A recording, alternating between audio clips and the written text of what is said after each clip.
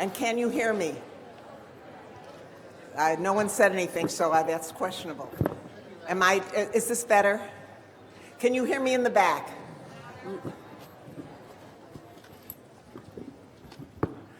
Is that better? Woo. Okay. Shalom lekulam. Good afternoon.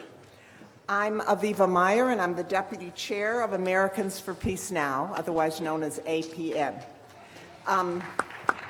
This is good, because I'm going to spend a minute or so just talking about APN for those few of you who may not have heard of it. APN was founded in 1981. It's a nonpartisan American NGO and a sister organization and partner of Peace Now in Israel, which is the largest peace movement in Israel and the leading voice of Israeli public pressure for peace. Together, we are working to support a secure Jewish democratic state for Israel, which means the evacuation of the settlements and a two-state solution. Our work in the U.S. is to educate the American public from the grassroots to the Congress, providing a pro-Israel, pro-peace perspective on issues and legislation. In the wake of the recent elections, I suppose everyone will understand when I say we recognize we have our work cut out for us. This is a long-term fight to secure peace for Israel and her neighbors.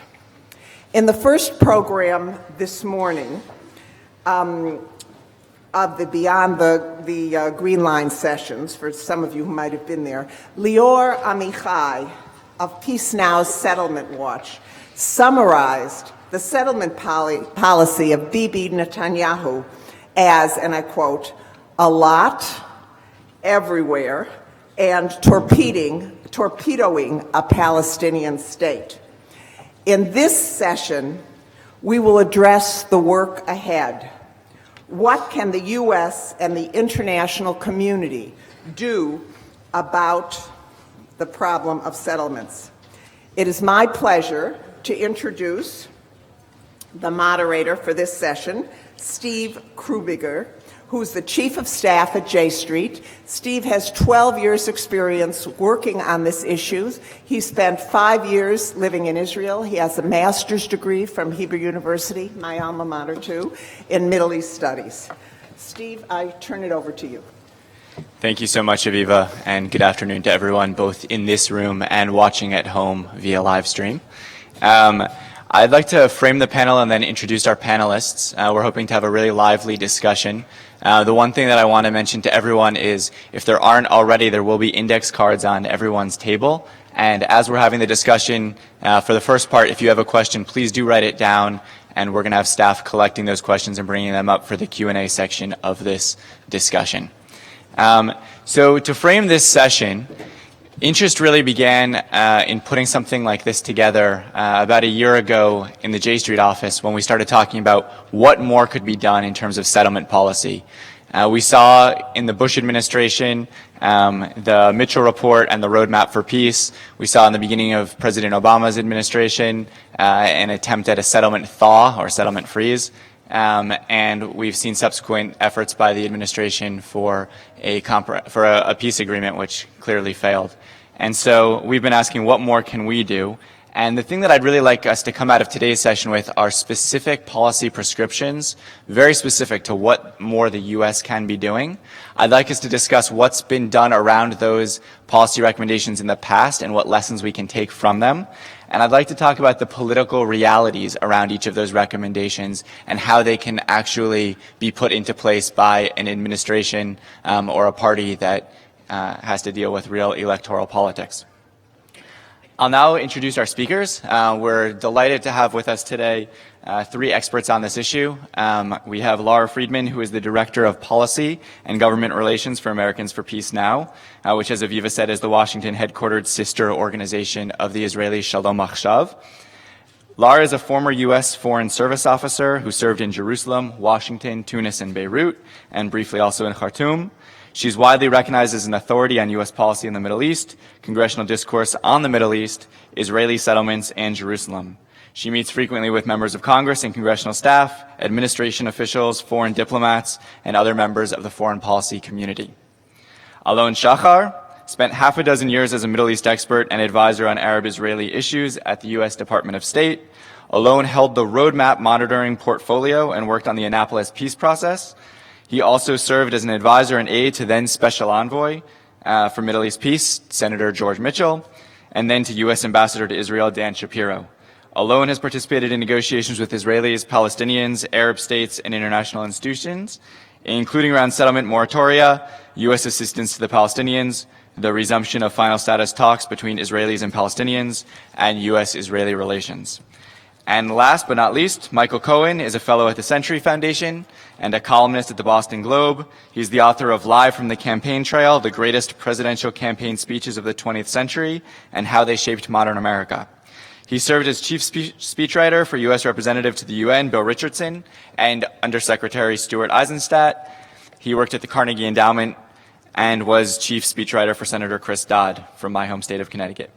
He is a frequent writer on politics and international affairs, and his work has been featured in numerous publications, including the New York Times, the Wall Street Journal, the New York Daily News, Foreign Affairs, Politico, Democracy, and The Nation, and many others. Michael also teaches at the School for International and Public Affairs at Columbia University. Please join me in welcoming this esteemed panel.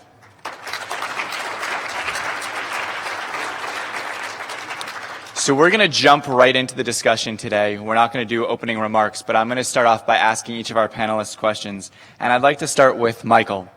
Michael, we've just witnessed an election in Israel. I think everyone, if they don't normally pay attention to this issue, which is no one in this room, but if they don't normally pay attention to this issue, have been paying attention the past several weeks and certainly this past week. And I'm wondering what you see as the opportunities and challenges coming out of this election around the settlement issue, and particularly based on your research, are there any unique opportunities related to settlements? Well, I'll just try to a couple comments here. I mean, in the days since the election on Tuesday, you've seen sort of a off-the-record kind of a rant, if you will, from the Obama administration about its frustration with Prime Minister Netanyahu and his comments before the election, and certainly suggestions that policies, the U.S. policy toward Israel will shift in the near term. And one argument I would make, just based a little bit on some of the research that I've done recently, is that the settlement issue is sort of odd to say this, but somewhat of the low-hanging fruit for the U.S. If they want to push forward on either punishing Israel or influencing Israeli public opinion. I say that for a couple of reasons. I mean, first and obvious is that U.S. opposition to settlements is longstanding. This isn't a huge surprise that the U.S. government views settlements in a negative light. This administration obviously has been quite critical of the settlement expansion under Prime Minister Netanyahu. I think also, you know, it becomes harder.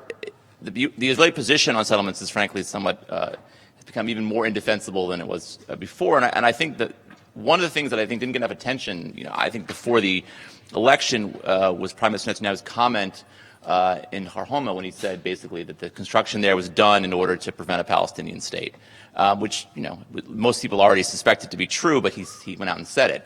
And a comment like that, not only does it it's problematic on two levels. One is that settlements obviously are counter to U.S. policy, but also taking steps that prevent a Palestinian state, or it's also counter, you would say, to U.S. policy. So in that sense, I think it created an opening, at least, for the Obama administration to say, okay, well, if this is your position on settlements, then it gives us even, I think, more impetus to punish Israel for its settlement policy. And one thing that you mentioned in your question that recently, Matt Duss, who's the president of the Foundation for Middle East Peace, he and I put together a report looking at sort of the U.S.-Israel relationship, and we did some polling of Israeli voters on the settlement issue. And one thing we found was that settlements are, if you will, a wedge issue in Israeli politics. There is strong opposition to settlement expansion on the left, on the center, but even among some right-wing voters. So, for example, the numbers we had were 73% Yesh Atid voters. This poll was done in in February. 73% view settlements as damaging to Israel. These are Yesh Atid voters. 85% of Zionist camp voters have that view. And among Kulanu voters, 50% actually view settlements as damaging to Israel. It was even about 20% of Likud voters held that view as well. And when we sort of pushed a little bit and asked people who they would hold more responsible if settlements became a further friction point between the U.S. and Israel. It was the only issue on which Israelis said they'd be more inclined to blame their own government than to blame the U.S. government. Basically, if there was a public spat over this issue, Israelis would tend to view the U.S. position on this as legitimate, and that their own government had somewhat provoked a crisis or provoked a fight with the U.S. government. So, one thing that this data, at least to us, suggested was that if the Obama administration wanted to push on settlements, it wouldn't create the kind of backlash that other issues would create. We tested a bunch of different issues, and this was the only one in which people were more likely to blame the Israeli government versus the U.S. government. the Israeli government for the U.S. government, if this became a big issue. So as far as what policies, I think we'll have a conversation about that. The three that I think come to mind, they're sort of obvious ones that the U.S. could take, would be to support a UN resolution at the Security Council condemning the settlements. I think one thing, you talk to people at the UN, they say this is not something that's really being discussed right now, but it seems almost certain that this will occur. Netanyahu will have to have a right-wing government, probably have a right-wing government, will have members of his coalition who will support settlement expansion, who will demand settlement expansion, and I think that will create friction between the U.S. and Israel, but also between the national community and Israel, and certainly could lead to resolutions being introduced in the UN. And I think one way the U.S. could show disfavor on this is to not done the past and veto these resolutions. Two other ideas I think that we could talk about today a little bit are, one would be to declare settlements illegal, which is basically somewhat, I'd say, the implicit view of the U.S. government, but would be stated more directly. And then the other idea would be to perhaps put more scrutiny on nonprofit groups in the U.S. that have tax-exempt status that support the settlement project. That is a little more of a difficult issue, I think, but I think certainly that's one area where the administration could push. So I think those are three ideas, and obviously I'm sure there'll be a few more ideas come up as we move along in the conversation. Great, thank you, Michael. Laura, I'd like to turn to you, and in addition to the three ideas that Michael shared, if you could help put more ideas on the table that we can dig into a bit. Sure. I sort of want to take a step back, and I actually find Michael's presentation and the study they did very encouraging. And so I want to take a step back. I find what Michael's saying in the study that they did encouraging, and it bolsters something I said, I think, at the last J Street conference, which is that I think the Obama administration was right to take on settlements right out of the gate. I think it was low-hanging fruit then. I think it's low-hanging fruit now.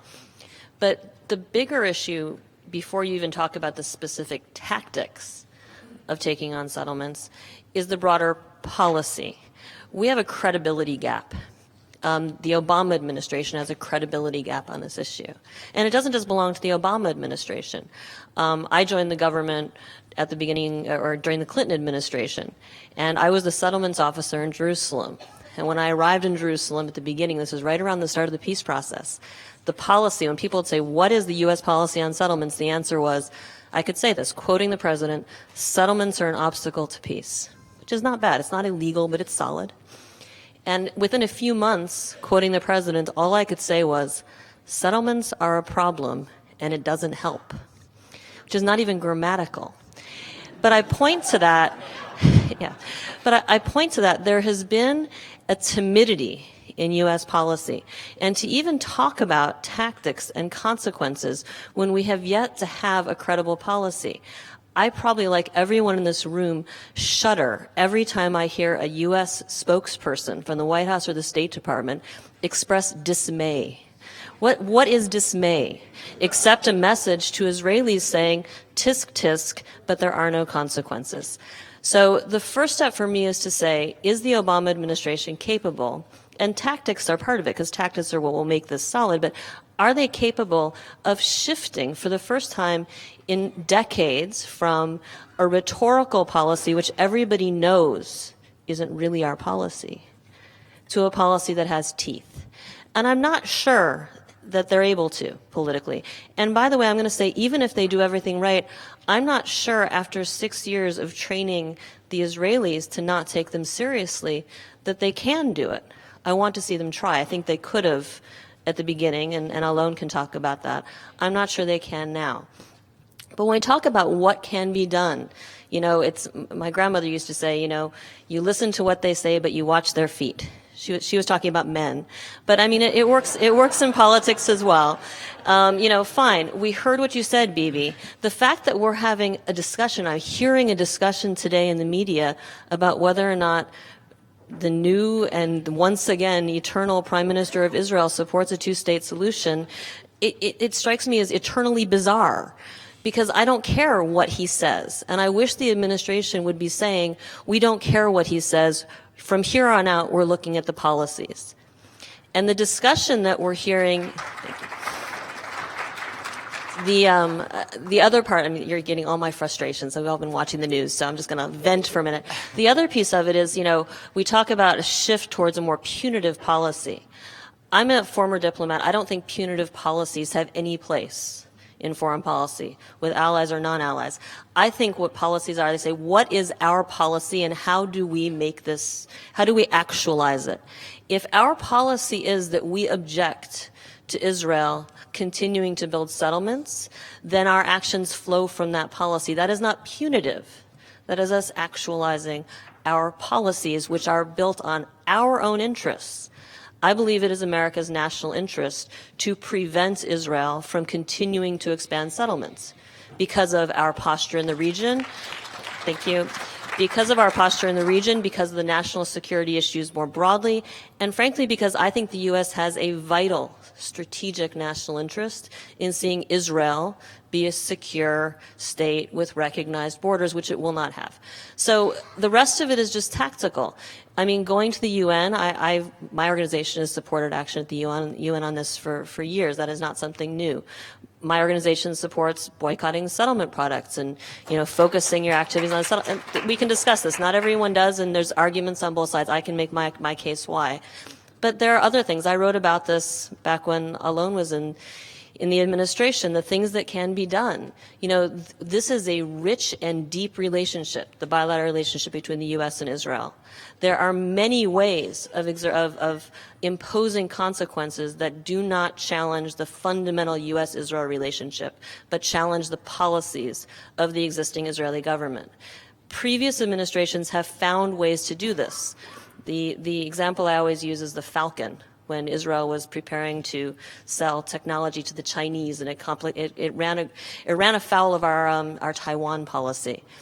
And they were insisting on going forward. And the point at which they basically said, okay, we won't do this, was the point at which Israeli generals arrived in Washington and were not met by anyone at the Pentagon.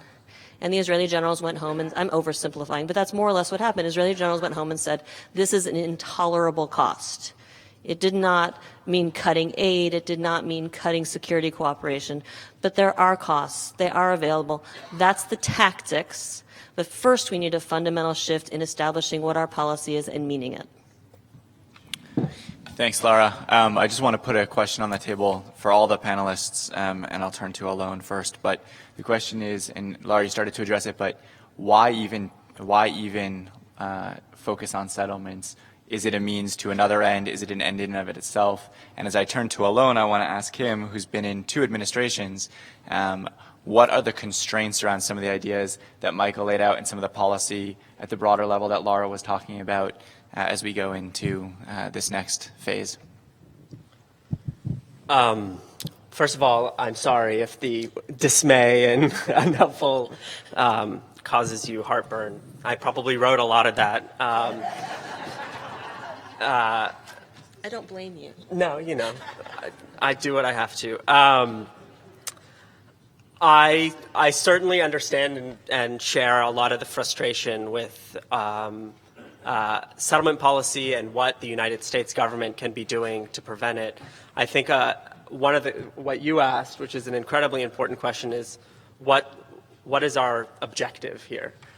And I think one thing we learned at the beginning of the Obama administration is that we let the issue of settlements become not a means to an end, but the end itself. Now, that was never the intention, but that's how it played out in the media, and that's how some of the parties wanted it to play out, because it served their own kind of domestic political constituencies and their lack of desire to actually sit down seriously with one another and talk. So to the extent that settlements became the issue, and a distracting one, the better it was from both perspectives. For President Abbas, he used to like to say that we drove him up a tree and then didn't give him a ladder to come down, which was incredibly frustrating because the Palestinians had been calling for an end to settlements and a settlement freeze since the beginning of settlements. And the Israelis would say that we're not asking the Palestinians to do anything, and that our policy on settlements was completely unreasonable, which was completely counter to the reality on the ground. We were asking quite a lot of the Palestinians. I tend to agree with Laura that we can figure out what some of the tactics are, but that we need to figure out for ourselves what the long-term strategy is, what our long-term goal is. And my answers to that question aren't specific to settlements necessarily, because I do believe that what the U.S. policy is on settlements and how we treat Israeli actions on settlements should be a means to an end, which is a political arrangement and a peace agreement between Israelis and Palestinians. And so from my perspective, the clearer the administration, any administration can be, in what the end goal is that we'd like to achieve, the easier it will be for us to deal with settlements, and the easier it will be for us to figure out how we talk to the Israelis and the Israeli people about settlements. President Obama in 2012 came out with a pretty strong statement about the 67 lines, about Israeli security. I believe we need to double down on that, and I believe we need to expand that and be much more clear with what America's objective is. Not this is the Obama administration talking, or this is the Bush administration talking, or the Clinton administration. This is what America believes needs to happen, and these are the parameters under which we're going to operate. And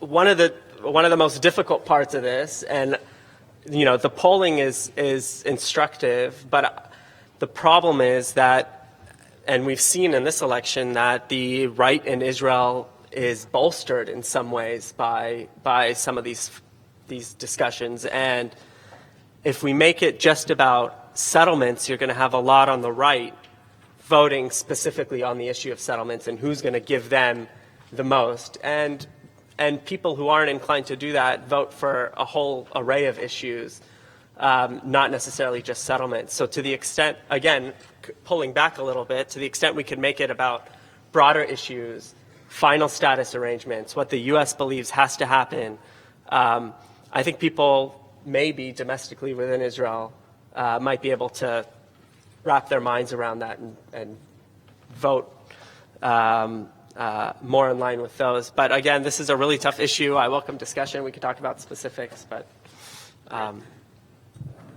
Thank you, Alon. And on the subject of discussion, I just want to remind everyone that there are index cards on your tables, and if you'd like to be writing down questions, I invite you to do that so that when we get to the discussion part, we have some questions to work off of. Building off of what Alon was saying, Michael, you gave some very specific recommendations in the lead up to the Israeli election for the U.S. administration in terms of laying out its own parameters for resolution to this conflict. I'm wondering what we hear from Israeli politicians who are in our camp, who do agree with those of us up here and in this room on settlements. What were you hearing in the lead up to the election around the U.S. actually doing anything before the election versus after? Well, actually, to that point, I just want to say that the report that we wrote was published in February, and the argument that we made in the report was that if the U.S. was serious about pursuing a two-state solution, then they needed to have leadership in Israel that supported a two-state solution, which it did not have at that point. And so that they probably should make some effort to make clear to Israelis what they're making clear after this current election. My view of it is that saying after Netanyahu is reelected, this is going to be bad for Israel, is a bit late. And that message might have been better delivered earlier. I'm not saying that it would necessarily have tipped the balance for the Zionist Union, but certainly it would have made clear to Israelis the choice that was being made. Because, Laura's point is exactly right. Nobody takes when the U.S. sort of makes these off-the-record comments about they don't like Israel's behavior or dismay with Israel's behavior, nobody takes it seriously anymore because they've been doing it for 6 years and there's been no action behind it. And, actually doing something before an election that makes clear, actually, yes, if Bibi is reelected, this is going to be bad for U.S.-Israel relations. That's something that would potentially have more of an effect and certainly would make clear to Israelis exactly what the choices they were facing. Our polling, when we looked at this, showed overwhelmingly people viewed Netanyahu as responsible in some measure for this relationship being so bad. They viewed the Zionist Union as more likely to fix the relationship. But I don't think people took seriously the idea that it actually would get worse. And frankly, until something actually happens, I don't think they will. And so I think, one thing, this goes to Laura's point about the policy has to be the issue. If your policy is that it's in the U.S. national security interest for there to be a two-state solution, which I believe it certainly is, then you have to sort of make that clear and make clear that leadership in Israel that supports that goal is essential, absolutely essential.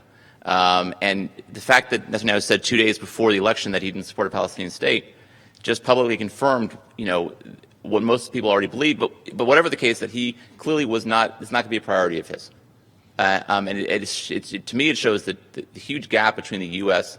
and the current Israeli government, a gap that it seems to me the U.S. needs to make clear. And this gets to our point about what is the point of what we're trying to accomplish now.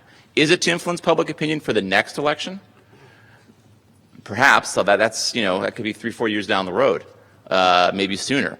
I'm not sure actually what is being accomplished at this point by the U.S. Pressuring Israel the way that it's doing. I mean, I understand it, and there's elements, and I think it's certainly agree with certain parts of it, but I'm not sure what the end game is here. I'm not sure what the administration hopes to accomplish other than just for the president to make clear how much he dislikes the prime minister and his policies. That's great, but okay, what do you got next? Laura, one of the things that we have on our list in terms of what the administration can do is to not veto a UN Security Council resolution against settlements. And we sort of have seen this play out before. The last time, I think, was 4.5 years ago. Do you think if there were a UN Security Council resolution on settlements, the United States the politics are different and the administration is in a different place now and might actually consider not vetoing it? Anybody who knows me knows that I don't like to do crystal ball stuff. I'm not comfortable in that, and not because I'm afraid that I'll be proven wrong, but I just don't know. We haven't had an actual resolution about settlements in a very long time. The narrative that is out there right now, the dominant narrative that no U.S. president has ever failed to veto something that Israel considered anti-Israel, is crap. That's the technical word for it. It's crap. I can use other technical words if you like that are probably not good for live streaming. And if people want to read it to see how much crap it is, I spoon feed this stuff to you. You can look on our website. I have produced a table. I did it in 2012 when this crap first came up. With all the UN Security Council resolutions since 1967. So you can see all of the resolutions that were not vetoed by successive presidents, or some of them they abstained from, some of them they voted for, including Security Council resolutions dealing directly with settlements and directly condemning settlement activity. So we have a history here. The fact that it's crap doesn't keep it from being reported in the media as true, and in a very smart way for folks who oppose this administration, showing a little more backbone on this issue, essentially raising the political costs or seeking to raise the political costs. For those of us who would like to see this president stand up stronger on what I consider the true pro-Israel policy at the UN, I think it's important to confront that narrative. Will they abstain or vote for something? I tend to think it's more likely, perhaps, if that something is completely consonant with U.S. policy, but that gets back to what really is U.S. policy. So we come full circle. I think that we are reaching, though, a point where if this, if months ago, the last time a UN resolution came up, another thing that gives me terrible heartburn is watching us veto our own policy at the UN, which we've done repeatedly. And each time, really good ambassadors with really good staff writing really brilliant talking points have explained why we're vetoing our own policy. And they've contextualized it with, this is the wrong timing, we have to go back to negotiations, partners for peace, yada, yada, yada. I would pity the UN ambassador who today, following this election and the statements Bibi made, would have to cast that veto and then try to make the speech explaining why that veto doesn't show nakedly that our policy is empty. So to that extent, I do think it's more likely that we possibly would take a different position. So I just want to recap where we're at in terms of putting forward ideas for policies. The first one is just making clear what our policy on settlements is, and clearly articulating what kind of language we'd want to use around that, whether it's illegality or something else. Another one is a potential UN Security Council resolution, which Lara just made the recommendation that the closer it is to matching U.S. policy, the more likely it is, or the more difficult it is, rather, to veto it. Michael had mentioned focusing on the tax exemption of organizations that are sending money over the green line, and Lara had mentioned settlement boycott. I want to ask Alon, who I know has given a lot of thought to this, what other options are on the table in terms of actual tactics the United States government could consider in approaching the settlements? Well, that's a loaded question. Just to step back for a second, there's a perception that there necessarily is a lot we can do to stop settlement expansion. Certainly there's a lot we can do to express what our policy is very clearly. Certainly there's a lot we can do in the international community and with the Israelis to show the Israeli people that this is fundamentally hurting the relationship with the U.S. But it's, as somebody who has gone through lists and lists of things, of potential tactics, you have to compare what the tactic is to what your goal is to how much political clout or political capital you want to spend on it. And the reality is that, and this is why my idea, resolution at the UN, if it's vetoed, then what? Not much is going to actually change on the ground.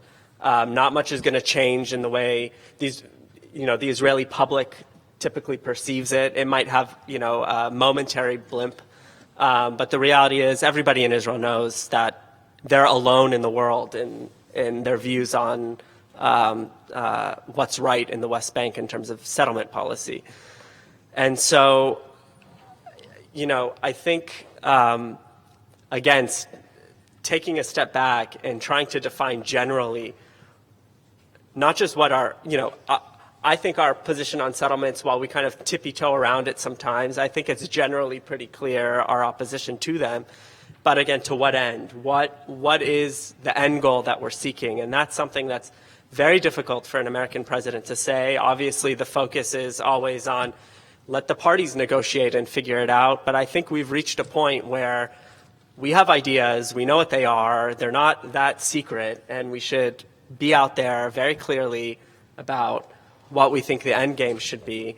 Again,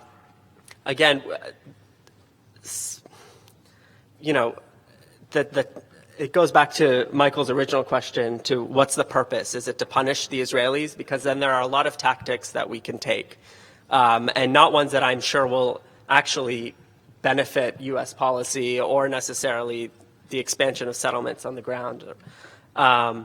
Or is it our policy to try and lay the foundation for some kind of realistic agreement, which I personally don't believe the current prime minister is going to be the one to usher it in, but maybe setting down the solid foundation for the next prime minister or the next prime ministers that they can take the baton.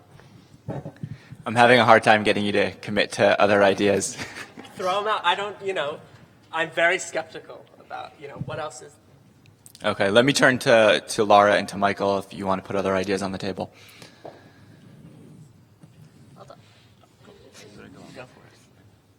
Okay, so really briefly, and I've written this up in articles and non-papers and lists to myself that I wake up in the middle of the night and write. No, I mean, look, there are different categories of things the U.S. could do, and there's the folks out there who say if we cut off aid to Israel, they'll stop. Okay, we're not going to cut off aid to Israel. I don't support cutting off aid to Israel. I don't think that's a U.S. national interest. I don't think it serves our policy.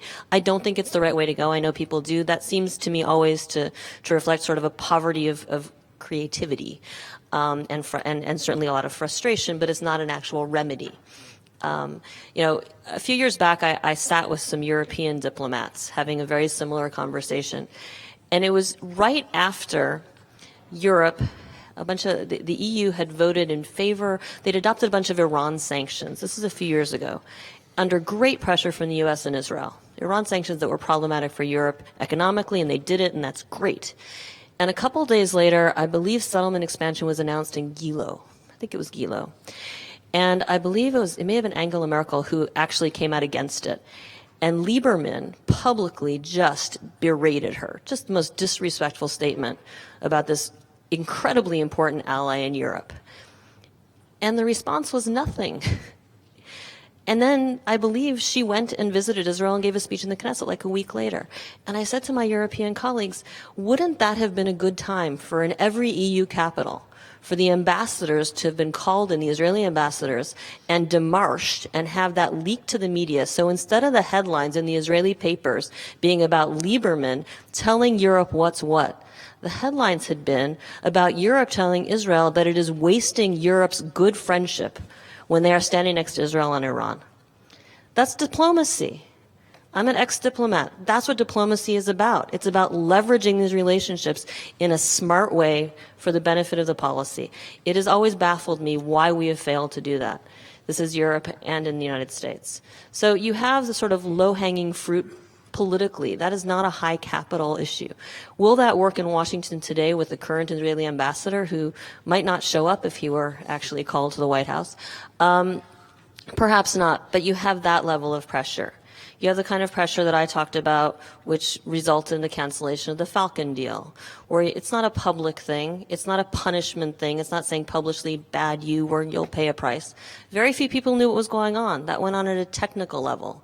Those technical levels exist across such a broad range of cooperative activities. There's tremendous points of leverage that are quiet, where we could actually leverage relationships in Israel to say, within the Israeli business community, the Israeli military community, say there are costs, so that they, not us, are saying to their government, these costs are too high to bear. This is stupid. We don't want to do this. And then you can escalate that further. And, talking about the UN, the issue of the nonprofits is dicey, and some of you may have seen stuff I've written about this. It's attractive, and I think it's very interesting to discuss. But unless we are actually going to establish a firm policy, that preferably one grounded in law, it's a little problematic from a civil liberties, free speech perspective. For the progressive community, we should be sensitive to that. But there are other things that can be done, and that could be impactful. None of them are impactful, though, if everyone sees them as, oh, this is just a one-off punitive measure. It's sort of like yelling at your kid. If you have a kid who keeps missing curfew and always has an excuse, and each time you say tisk, tisk, but you accept the excuse, and then one day you say, never again, you will not be allowed to breach your curfew. They don't believe you. Why should they? And frankly, if you start really imposing consequences now, they're going to say, this is a betrayal of the relationship we have. Everyone knows I breached curfew. That's the deal. Why are you changing our deal? So, this needs to be recalibrated. And from there, we can start talking about actually imposing consequences. I'll make one additional comment, which is that, if Israel decides to pursue the status quo vis-a-vis the Palestinians forever, there's nothing the U.S. can do to stop them from doing that. I mean, I think, I wrote a paper a few weeks ago saying the U.S. tried to influence the Israeli election. That may not have succeeded, that effort. And I'm the first to acknowledge that if it did succeed, it would have probably had a minimal effect. Maybe a couple voters here, some voters, but probably not a decisive number. There has to be a recognition that U.S. influence over Israel is limited. It seems to me that the policy should be the policy. As Laura said, if the policy is we support a Palestinian state, then that should be the policy. So if there's a resolution at the UN supporting a Palestinian state, the U.S. should support it. If the U.S. says we view settlements as being illegal or view an obstacle to peace, if there's an issue, a resolution on that issue at the UN, the U.S. should vote for it. I mean, I think that's sort of the challenge here a little bit, is that we try to square the circle on this so many times. Just say this is the policy, and we are going to, everything that we do is going to be consistent with our policy and our view on Palestinian statehood, on settlements, on whatever issue it may be. I think trying to sort of find the sweet spot is a mistake. And look, maybe doing that does influence Israeli public opinion. Maybe it does influence the politics in Israel. Maybe it scares Israelis who don't want to see the U.S. relationship be negatively affected. Great. That would be useful, I suppose, for the U.S. But I think ultimately, the best strategy here is just to do what's consistent with what the U.S. believes is best for the U.S. The one thing about this relationship that always I can never get my head around is when I look at it, I always think, who is the superpower here? Who is the powerful country here?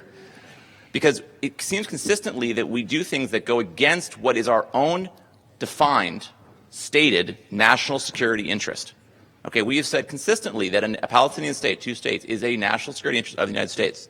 And yet, we allow successive Israeli governments to pursue policies that violate or certainly make it hard to achieve that goal. I just think we should stop doing that. That's basically it. Sure. Just one thing to add. I'm sorry, Ellen, I'm taking your time.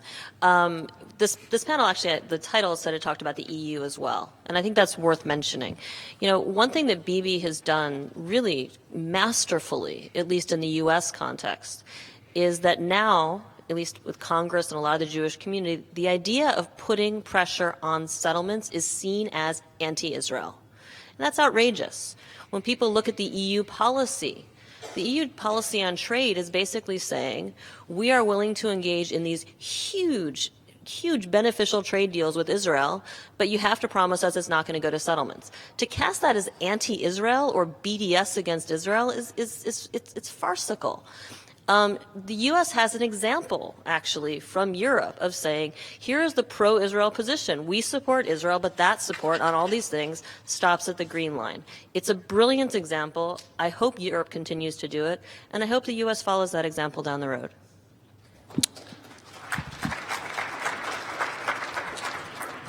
Thanks, Laura, for segueing into what the EU can do. I'm going to now start asking questions that I've been receiving from the audience, and I'm going to try to group some of them together so that we are on similar topics. So on the EU side, one of the questions that we got is, you've talked a lot about what the U.S. and immediate parties to the conflict can do, but what can members of the international community only less connected to the conflict, like the EU or East Asia, also do about settlements?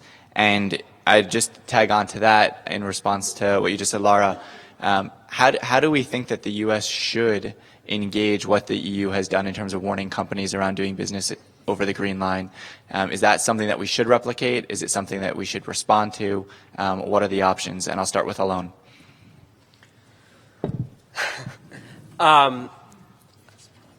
Speak closer. Let me give an example of kind of what I've been talking about a little bit. It's when the Obama administration first decided to resume negotiations, or to attempt to resume negotiations between Israelis and Palestinians, and the way we chose to do that was to try and get a package of steps from both sides to kind of build some confidence so there can be a basis for negotiations. And from the Israelis, we were asking for action on settlements, and from the Arabs and the Palestinians, we were asking for a number of things, some things that looked like normalization, security cooperation, et cetera. And it was long, it was drawn out, it was contentious, and about 6 months after those talks started, we had to essentially make a decision whether we would just continue this really long, drawn-out process of negotiating with Israel over what their moratorium looked like, or we could just, try and put an end to that, which, could have dragged on forever, and start some kind of negotiating process to reach permanent status or final status with the Palestinians. And that was the option of doing both was not possible because, all of our conversations with the Israelis were consumed with these discussions about the moratorium. And the reason I bring that up is because there comes a point where you have to make a decision of where you want to spend most of your political capital and your energy. And I'm not an expert on what the EU policy is, but I just, again, I feel that this is a tactic that won't necessarily achieve the results that we desire. It'll send a strong message to Israelis. I'm not sure that they will be terribly perceptive to that, but the vast majority of settlements are sleeping cities. People sleep there and they work inside of Israel. A drastic decline of industry, which I don't even think necessarily would happen with that kind of policy, isn't going to fundamentally change Israeli settlement policy. So again, it's why I know it's kind of cheap to do this, but it's why I default to being very clear on what we think a final status solution will look like. Because again, all these things are tactics and they're important, and I promise I worked very, very hard to try and curb as much Israeli settlement activity as I could, which Laura can attest to. And it was an issue very close to my heart for a long time, and I guess I'm a little scarred and jaded because I think that we spent so much time and energy on it, and something got a little lost in terms of what we were hoping to achieve in the end. And it was a major distraction that both sides latched onto. And, I hear you. I understand the frustration about, the policy being a little fuzzy, and I'm just not fully convinced that these steps would do much more than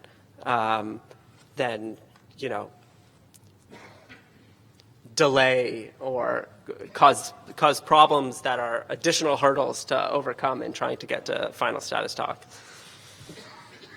Michael, how can the U.S. engage the EU policy to make best use of leveraging it? I mean, I suppose the best thing they could do is to support the EU efforts. But I think, again, I'll go back to what I said earlier. I think the best policy for the U.S. is to decide what their policy is and then consistently implement it. If that means supporting the EU efforts, great. If it means not supporting the efforts, okay, that's fine. But as long as the policy itself is consistent. And I think there is, until you sort of resolve that question.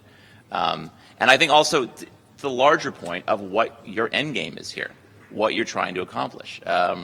Again, I think this is I think the question that people should be asking about the administration's current, leaking to reporters about how angry they are.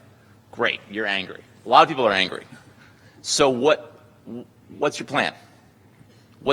How's this anger going to be directed? Is it just is putting a UN resolution on the table and supporting it that says supports a framework for a final status agreement?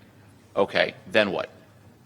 If you're going to support a resolution on settlements, then what? I think there has to be something more than just talk. There has to be some actual action, and I think that's and a goal and objective in mind of the administration policy. If it's just basically we're going to just burn the house down on U.S.-Israel relations for a year and a half and hand it over to the next president, okay, but that isn't really. I'm not sure how effective that's going to be. Laura, 3 questions on BDS. The first one. She wants to respond to what I said. Okay, let me ask the questions, then you can try to squeeze it in. Doesn't the failure to develop measures to discourage settlements strengthen the BDS movement? I'm curious what role you see BDS having in shaping and or complicating popular opinion, and what alternative popular action can you see as a viable option for lobbying political change? And the last one is around labeling of settlement products. How could it be effective? All right, so first, really quick on Alon. And I know that there was an effort with Alon and the team to do everything they could. The first thing I want, though, that stands out to me listening and doing this is that we essentially are negotiating our settlement policy with Israel, which is just bizarre. I mean, this is our policy. We can negotiate lots of things. We shouldn't be negotiating what our policy is vis-a-vis Israel on settlements with Israel. And that puts us in a very weak position. In terms of things like the EU policy or settlement boycott, I want to be clear, and my organization has adopted the settlement boycott policy from way back, and we did it following the Peace Now movement in Israel, which when the Knesset passed legislation essentially outlawing settlement boycott, they went ahead and adopted a policy that said, sue me, I boycott settlements. Now, if settlement boycott, if targeting settlements is so unimportant, why is there a Knesset law essentially opening you up to almost unlimited damages for doing so? Clearly someone is deeply bothered by this. If the EU saying we draw the line in all our cooperation with Israel at the green line, we're not going to fund academic stuff at Ariel University. If that is so unimportant, why did Bibi essentially say he would be willing to forego agreements with the EU in order to not let that happen? Clearly this is symbolically very important and potentially impactful, particularly for Israelis who really don't want to see a green line. And frankly, if you drive around, they don't see a green line. You can drive around now and not see it at all. So I do think it's meaningful. I think it's impactful. And going really quick to what Michael was saying, this really comes down to if you have a policy, one of the nice things about it is your actions flow from that, which isn't to say you're going to be 100% consistent. Look at our policy on democracy in the Middle East. We're not completely consistent. And yet, the EU is adopting these policies now because it's consistent with their laws. We have efforts now in Congress to essentially outlaw settlement boycott, which I think is hilarious. We have two pieces of legislation pending with members of Congress trying to essentially make U.S. opposition to the EU implementing its own laws vis-a-vis settlements a part of U.S.-EU trade relations to try to stop the EU from doing that. It's grounded in EU law. What the hell? So we hit these weird points. On the BDS question, does the failure to stop settlements growing through various policy means feed BDS? Yeah. I mean, that seems like a no-brainer. I'm going to take it one step further. Does the fact that people aren't willing to draw the green line, that it is so that so many people are willing to accept that boycotting settlements is the same as boycotting Israel, does that feed BDS? Yeah. I'm sorry, my great frustration, SodaStream is going to move out of the West Bank. That's phenomenal. That is a victory for me. As soon as SodaStream moves, but wait, let me finish. When SodaStream moves to the Negev, and I've got lots of issues with Israel policy in the Negev, but I would rather SodaStream be in the Negev and we can deal with those through Israel's democratic processes. And I can buy a SodaStream machine while I work with the New Israel Funds and other people working on those issues inside Israel. But you know who's claiming credit for SodaStream moving? BDS. And they're going to keep boycotting it because it's not leaving Israel, it's moving into the Negev. So they're going to claim my victory is their victory because people are scared to say the green line is a line, I boycott on one side of the green line, I oppose it. So yes, it strengthens BDS. Our failure as American Jews who care about Israel to draw the green line feeds those on the other side who also don't want to draw the green line. It is incredibly depressing. I forgot the other two BDS questions. Laura, I'm going to just ask you another question based off of what you just said. One of the criticisms of settlement boycott is that the enterprises that are over the green line are providing jobs to Palestinians. Can you please speak to that? Sure. I actually wrote an article about this. I think I called it ScarJo and the Myth of Benevolent Occupation. I find, as an American who grew up with people who talked about, U.S. labor rights and labor movement, I find this argument just so upsetting, and really quite shocking coming from educated people. Yes, it is, when SodaStream shuts down in the West Bank, that will deprive Palestinians of jobs in a settlement under occupation where they do not have a real economy that can provide real jobs with real protections where they have real labor rights. The problem there is the occupation. It's not that they're losing jobs in a settlement. Anyone who has any experience with labor unions, these same arguments, I have no doubt, were used against the people trying to organize labor unions back in the day. No, if you do that, they're going to lose their jobs. It's better that they have unprotected jobs and don't have labor rights. Why would you well-intentioned lefties go in there, advocating and just you're hurting them? You can imagine this with sweatshops. I mean, it's deeply troubling. Thanks. I've got a question here for Michael. Michael calls for withholding financial support from organizations funding activities across the Green Line.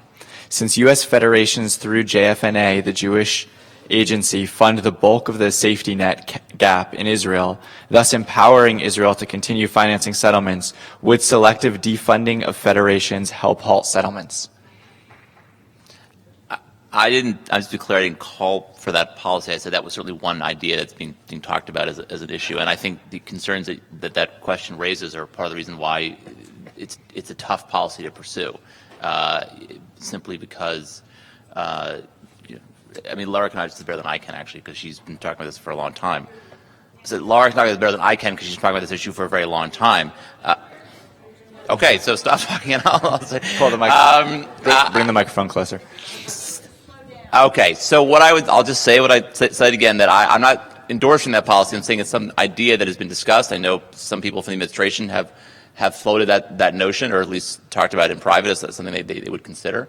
I think that, all the concerns raised by that question are legitimate concerns and reason to question whether it's a good idea or not. I think simply having the administration say that more scrutiny will be placed as to whether these groups that are acting, that have tactics that nonprofit status are acting in ways that are political and that are violating the nonprofit status, that to me seems one area you could look at just to sort of increase the scrutiny from the IRS. But I think beyond that, there are real concerns about how this could end up being boomerang against left-wing groups, progressive groups, if there's a different president in the White House.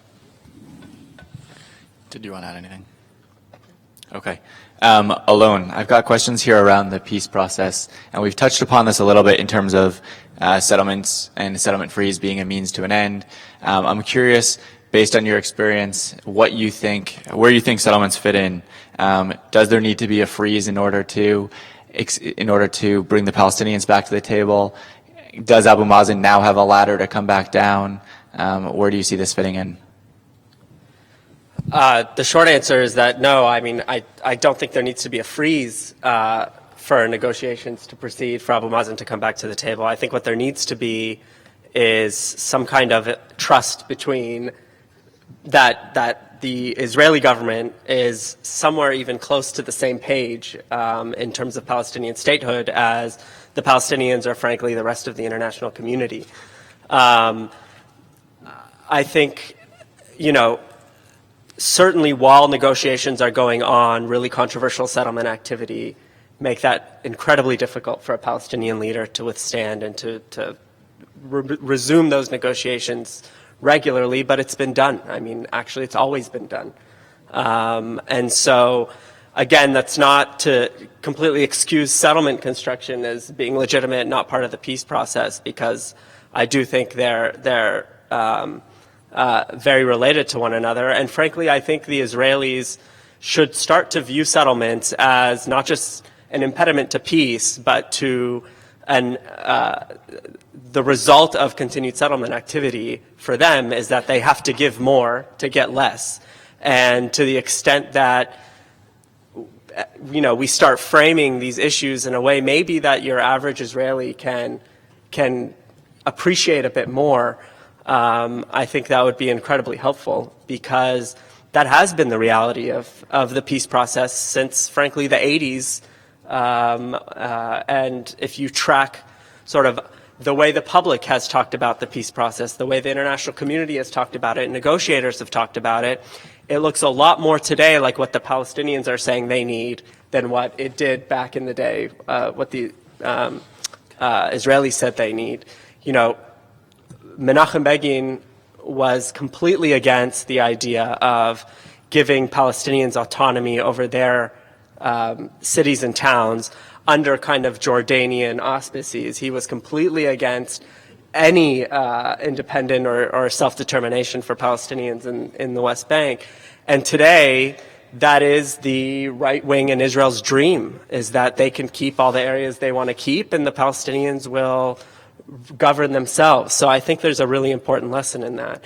But generally speaking, I think so long as there is a baseline that the leaders can talk about issues in a way that might produce a resolution, I don't think settlements are necessarily an obstacle to those discussions from continuing. Michael? Yeah, I just want to pick up on that point.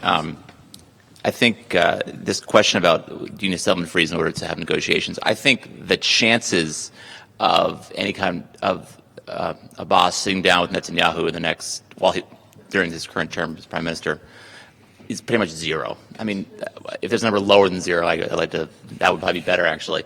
I just don't see any chance that Palestinians will do it, because I think politically it's not in their interest to do it. I don't think they see any possibility of, I think they would say, to quote a phrase, they have no partner for peace. And that Netanyahu is not serious about it, and there's no point in sitting down with him. And so I think you're looking at a situation, I think, for a couple of years where there's no progress on the peace process. And I think the Palestinians will determine that they are better off going to the international community to pressure Israel than to sit down. And in fact, I would actually argue that among many Palestinians, in fact, most of those who are not named Abbas, that's probably the policy they would have pursued 2 years ago rather than sit down with the carry round of talks. I think that's, frankly, easier for them politically for policy to pursue. And so, I think Rob Mallett has a tough couple of years ahead of him because I don't think he's going to have much to do, frankly, on peace process related issues. Thanks. I want to turn to not just the politics for the Palestinians, but the politics here in America. And let's look toward 2016. And I want to ask any of you that want to respond this question: how do you see the settlement issue playing out in the 2016 campaign between Hillary Clinton, presumptive nominee, and the various Republicans? How should the Democratic platform address the issue? And then another question on politics, and this one I'm just going to direct at Laura. Given the overt and profound disrespect for Obama's leadership, is there still, quote, Falcon-like leverage? So we can start with Laura, and then if Laura, you can also respond to the 2016 election. Sure. The Falcon-like leverage one is the easy one because, yes, of course there is. Like I said, this relationship, I mean, pretty much so is there Falcon-like leverage? Hello? Yes, there is. This relationship is so broad and so deep. Virtually every major U.S. government agency has its own relations with its Israeli counterpart, which is a wonderful thing. It's something that all of us who care about Israel should be very happy about. It is a deep and rich relationship. There are so many equities here for both sides. And those are very powerful as equities, and they are powerful as leverage. So there is a leverage that can be brought to bear if people want to. And it does come up from time to time in trade relations, in military relations, in security relations. And generally, there's no reason any of us need to know about that. But using that leverage to achieve something, that's the question. And we haven't seen the Obama administration do that. Frankly, we haven't seen the Obama administration use its own unprecedented security support for Israel as leverage. I mean, it's fantastic. I think I may have called Alon years ago from the West Bank when I was visiting once when the Iron Dome deal was announced. And I said, that's great. What did we get in return? Maybe I just dreamed I had that phone call with you. But I mean, I remember, Iron Dome has been something Israel has wanted for years, and it's really it's great what it's done. It's something that the view of a lot of folks on the security military side here have always said they don't like it. It's not a very good weapon for times of unrest. It's a weapon for securing peace. It's not really a weapon. It's not a great weapon for times of war. It's a system for securing peace. And Obama finally gave it to him. That's fantastic. What did he get in return? I would argue he got a punch in the face, but that's just me. So yes, that leverage exists. How does this play out again, the 2016 election cycle? Again, I'm not big on crystal balls, and I don't want to guess too much here. I think some of it depends on what Obama does in the next 2 years, and if he can reassert some credibility on this issue and reframe it away from this, this horrible narrative that the U.S. having its own independent policy on settlements is somehow punitive. It's not. It's our policy. It's about our interests. There's nothing punitive about it. It's not ad hoc. It's not because we're mad. We can be very happy with you and love you, and yet this is still our policy. That, I think, would make it easier for a Democratic candidate to undertake this issue. Barring that, I mean, we've seen how this has played out in previous elections, and it seems right now with the GOP, going full force in favor of settlements, not just in, we're the greatest supporters of Israel ever, but I mean, Sheldon Adelson, all that crew, I mean, it seems like a Democratic candidate would do well to reframe this in pro-Israel terms before they take it on. Yeah, please go ahead. So I actually am going to disagree a little bit. I think the leverage that the U.S. has is a lot less than it used to be. And I think right now that this administration has very little leverage, in part because Israelis tend to think that the problem in the relationship is between Obama and Netanyahu as opposed to a larger policy issue. And that is partly because of the failures, I think, of the Obama administration to make clear that their differences are on policy grounds, not personal grounds. But I also think that there is certainly a mindset among Israeli voters that they sort of had this sort of siege mentality, that they think that the U.S. is against them, the Europeans are against them, they can go it alone. I don't think that's a majority view, but I think certainly among Netanyahu's supporters that's a view. I can't tell you how many right-wingers will say to you, it's almost like it's a talking point or like some kind of they've memorized it, about how if things get bad with the U.S., that they can go to China. China will back up Israel in the Security Council, and China will provide economic assistance and will be a good trading partner. I mean, they should do more research on Chinese foreign policy if they think that. But that notwithstanding, honestly, the point, though, is that they think they have an alternative to the U.S. relationship. And I actually think that for the next year and a half, things can get really, really bad. I don't think it's going to have, on at least Netanyahu's supporters, the kind of effect that people hope it will have. It might have an effect on some center-right voters, maybe, perhaps, but I'm sort of, there is a part of me that says that we've sort of passed a certain point where the U.S. pressure can't really shift the terms of debate in Israel maybe the way it once used to be able to. Maybe that's always been a little bit overrated. So I think we should be careful talking about how much leverage we think we actually might have against to push Israel. So looking beyond our leverage, if there were to be action at the UN. Actually, before I even answer that, let me just mention on the Hillary thing, too. I think part of the reason also why that currently Israelis don't worry too much about Obama administration putting pressure on them is they think that Hillary Clinton, if she's president, will be much more supportive of Israel. And nothing she has said would lead me to think that view would be wrong. In fact, I don't know if anyone saw this, but the Peter Beinart piece a couple of days ago in Haaretz that basically listed sort of the grievances of the Obama administration with Netanyahu said that actually this could be helpful to Hillary, because if Obama goes tough on Israel, then Hillary can then play to right-wingers who think that that he's gone too far. I mean, this is really, I mean, forgive me for saying, but just incredibly dumb politics. I don't think that's really an effective strategy. It's sort of trying to be cute by half, and she ends up just sort of ticking off people who don't agree with right-wing Jews on this issue.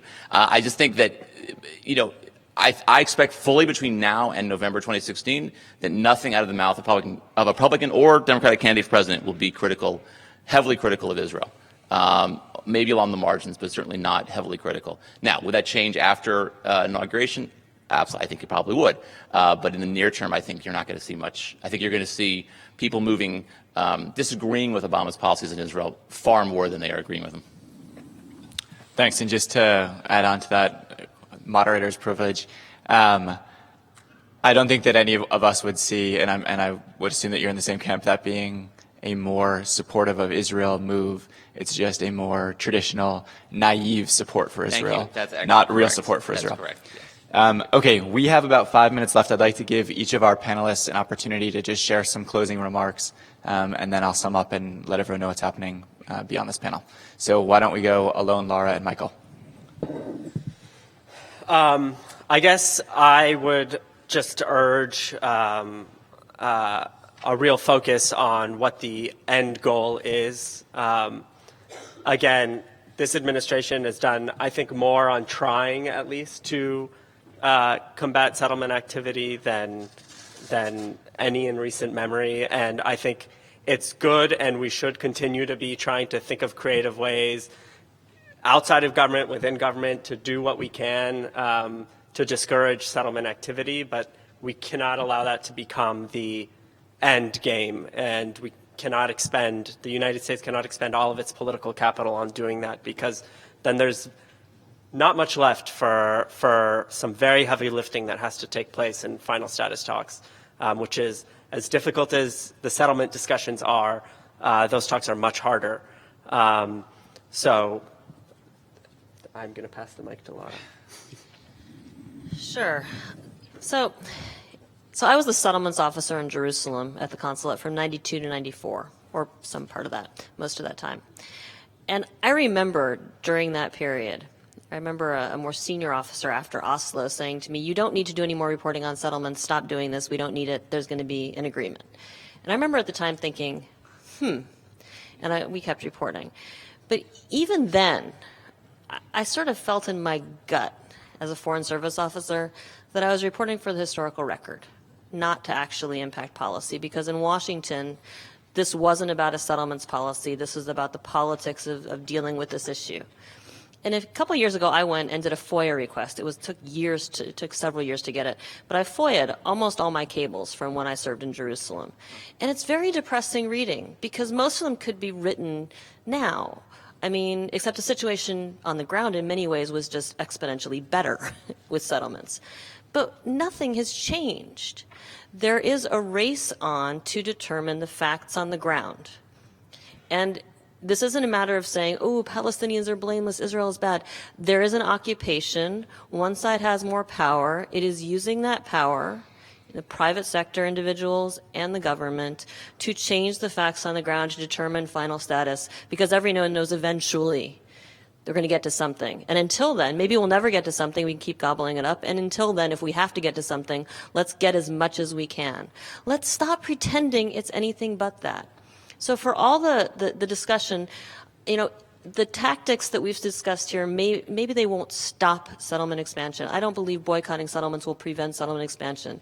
If it incrementally slows this down and begins to reaccredit the U.S. policy on this and U.S. leadership, I think it's worth it. If any of these tactics that are being undertaken by the Europeans helps Israelis see that, yeah, there maybe is a cost, because you know what? Nobody believes there's a cost at this point. They don't. And this is why folks who talk about BDS are right now, getting stronger, because they're saying, fine, we have a cost. We have a cost. There has to be a realization that there is a cost. I don't think the answer is BDS. That's my view. Other people will disagree. But this is a time for us to stop the BS, stop kidding ourselves.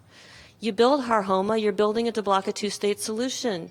When folks here talk about, well, Israel should be able to build in the settlement blocks, everybody knows.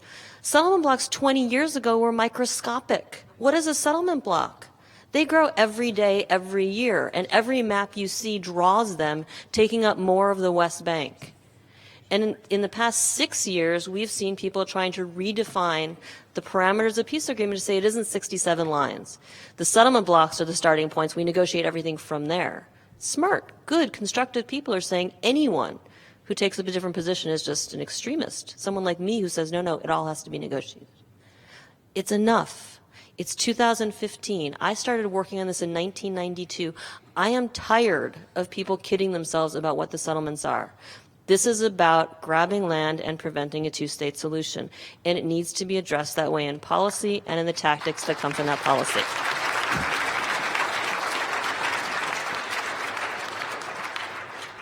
I mean, I basically agree with all of that. I guess the one thing I would say is I come back to this line I remember from The Wire where one character says that they need to get clean on this issue.